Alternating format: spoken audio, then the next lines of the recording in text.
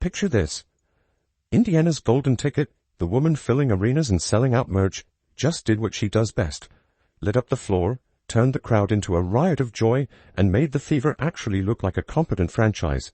And then, boom, her coach decides that's too much happiness for one afternoon and physically yanks her back like she's a dog off-leash, sniffing around at the wrong hydrant. The internet lost its collective mind. Clips went viral. Fans are screaming foul play. Was it strategic? Was it personal? Or was it just some clueless old guard instinctively trying to dim the light of the brightest star they've ever had? Because let's be real, this wasn't some heat-of-the-moment miscommunication. Caitlin Clark's face said it all. Pure confusion, tinged with that, did that really just happen? Expression we've seen creeping in more and more lately. Not pain, not outrage. Just the dawning realization that even the simple act of celebrating a huge play apparently needs a permission slip in Indiana. This is the same Caitlin who built her brand on playing with fire, waving to student sections, pointing to the rafters, and generally bringing joy to a sport that has spent years begging for more eyeballs. Now, the very team cashing her checks is all but telling her, hey, tone it down. So look, I don't think it's any secret that I'm not a fan of the Indiana Fever code backroom staff. I'm not a fan of what they're trying to do to Caitlin Clark. And I fully believe they're trying to dim the flame of Caitlin. And they're trying to make her fit in to what the wnba used to be, rather than fit out and be her. I mean that. That is my opinion, and there's no question about it. And let's not kid ourselves. This is no isolated weirdness. It's just the latest brick in a wall of awkward, controlling, borderline insecure decisions this franchise keeps stacking around their generational talent. From the moment Clark was drafted, it's like they were more excited to show off their team-first culture than the fact they landed the player literally saving their league's relevance. The Fever seem to have mistaken micromanaging for mentorship. Instead of giving Clark the keys to the Ferrari they just bought, they're handing her a moped and lecturing her on speed limits. Has gotten to the point where she realizes if she gives the ball to Natasha Howard, not only is she not going to get the ball back, but Natasha Howard isn't even going to look in her direction. We have officially reached that. Look at what she's done for them already. Sold out crowds home and away, jerseys flying off the shelves, media hits that normally would have taken this franchise a decade to rack up. Any sane organization would be rolling out a red carpet lined with gold bricks. Instead, they're busy acting like Caitlin's a rookie intern who needs constant reminders not to outshine her supervisors in meetings. Her spark, her confidence, her infectious charisma.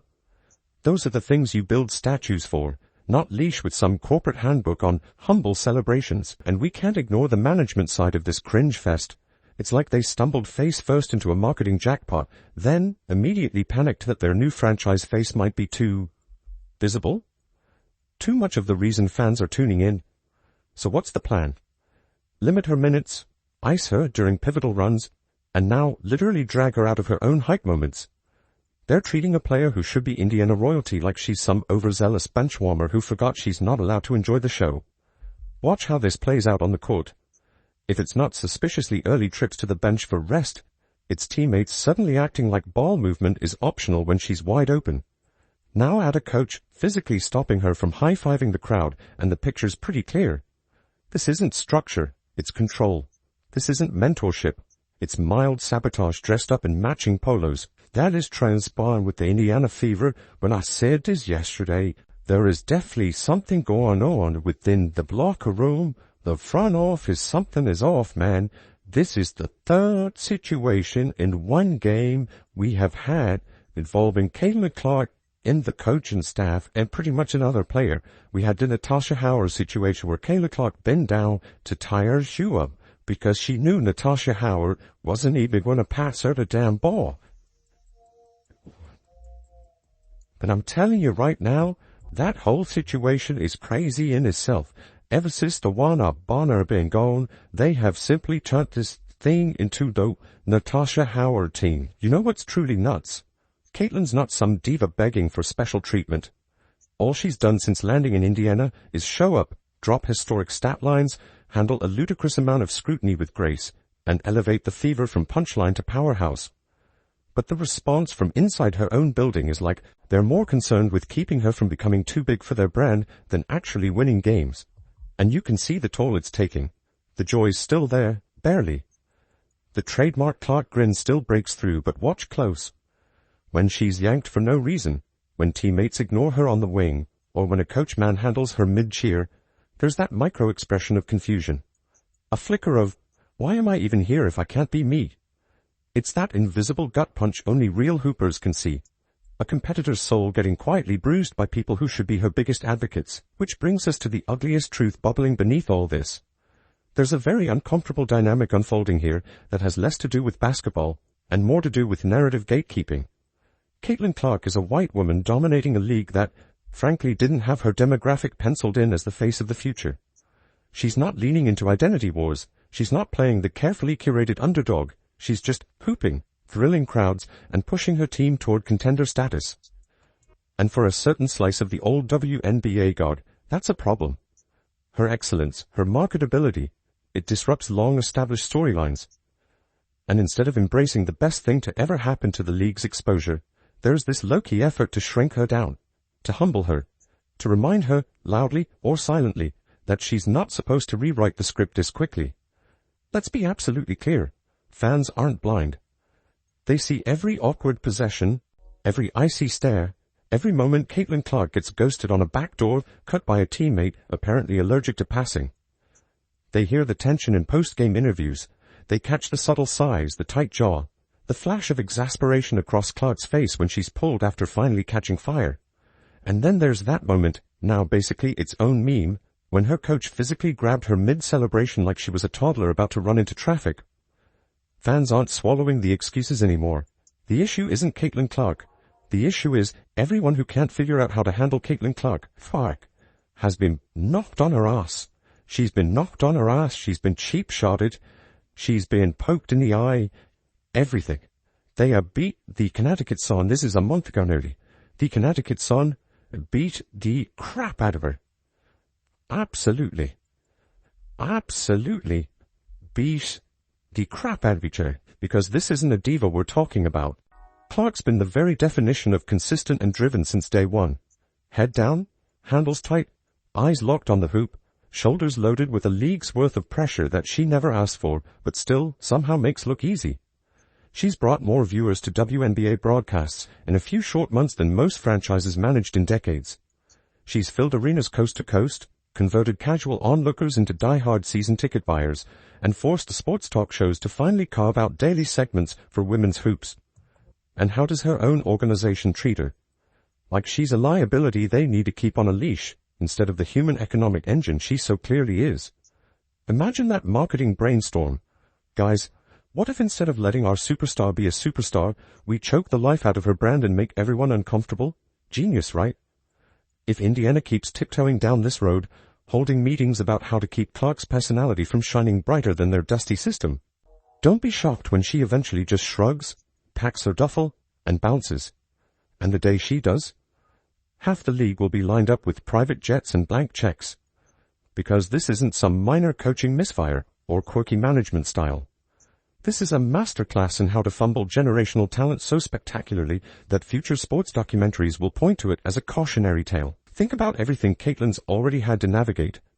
Nike tripped over its own shoelaces getting her first signature line out, dragging their feet like they were waiting on a Kickstarter campaign to fund the laces. The league itself sat on its hands while opposing players treated her like a tackling dummy, letting cheap shots go unanswered in the name of toughening her up. Now the very franchise she saved from irrelevance seems more interested in shrinking her light than letting it shine. That on-court celebration grab, sure, it was physical, but more than that, it was symbolic. A perfect, embarrassing snapshot of how the old guard can't help but try to yank Caitlin back into the shadows she was born to outrun. So yeah, fans are pissed. They've watched her pull this sad, overlooked franchise out of the basement and drag them kicking and screaming onto national television, only to be told she needs to dim it down. Meanwhile, we're all supposed to trust the process, as if the process doesn't currently look like a clown car with the wheels falling off. Sorry, but you don't bring in a once-in-a-lifetime superstar just to treat her like an intern at basketball camp. Get out of here with that. Either the Fever figure out how to nurture what they've been gifted, or they're going to watch her, and every dollar she generates walks straight out the door. And it is clear that there is a philosophical rift in the team, because let's not sugarcoat this. Indiana is quickly writing the handbook for how to lose a superstar in under a month. If this were a rom-com, Clark would be standing in her apartment doorway with a suitcase, tears in her eyes, while some sad Kelly Clarkson ballad plays about broken trust. That signature swagger, the logo threes, the confident finger points, the crowd-hyping shouts, has dimmed. This isn't about adjusting to the pro game. It's about a franchise actively vacuuming the fun out of the sport for the one player who made it fun for millions again. Watching Indiana try to dull Caitlin Clark's brilliance is like watching someone scrub the glitter off a unicorn because it's too flashy for the barn. From a business standpoint, it's absolute lunacy. There's not a single spreadsheet, market forecast, or PowerPoint in the world that could justify smothering the best marketing asset you've ever had. Clark is more than a player.